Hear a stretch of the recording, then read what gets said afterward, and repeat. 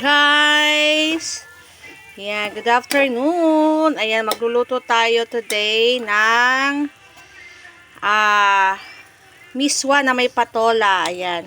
So, naggisa na ako dito ng pork. Isasahog natin ay pork. Ayan, naggisa na ako ng bawang sibuyas. Then, anuin muna natin tong pork. Palambutin muna natin, igisa natin. Ayan. So, madali lang to. Napakasimpleng ulam. Ano lang, mga ingredients lang naman nito ay pork, bawang sibuyas, ayan, paminta, patola, miswa, ayan, salt and pepper, ayan po. Ang ating, ayan, igisa muna natin yan, pakuluan muna natin, and pag lumambot na yan, ilalagyan na natin ng water at yung patola. Ayan. Nilagyan na natin siya ng tubig. Yan, pakuluan lang natin ulit. Hintayin natin mag-boil yung water. Then, lagyan na rin natin ng paminta. Ayan. Paminta at salt. Ayan.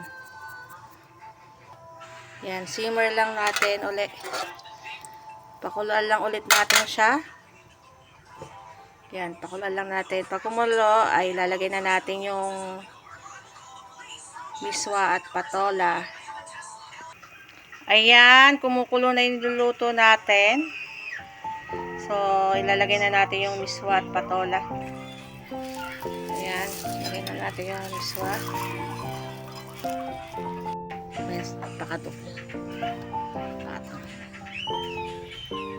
Ito yung miswa at lagay din natin yung patola.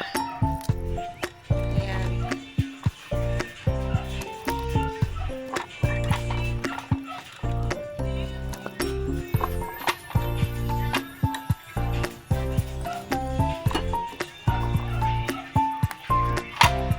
Ayan ang ating patola. Pakaluan natin ulit.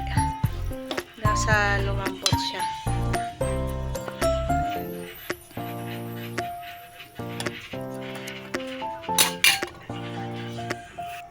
Yan, ilagay din natin yung nor cubes. Wala na, ilagay ko na eh. So, i-simmer natin siya ulit. Ayan. Ayan, luto na guys yung ating miswa. Ayan na po ang ating miswa. So, mag-add lang tayo ng egg.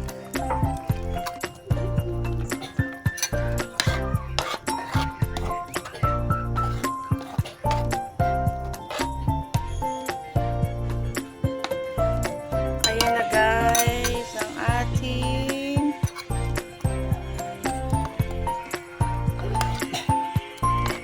miswa.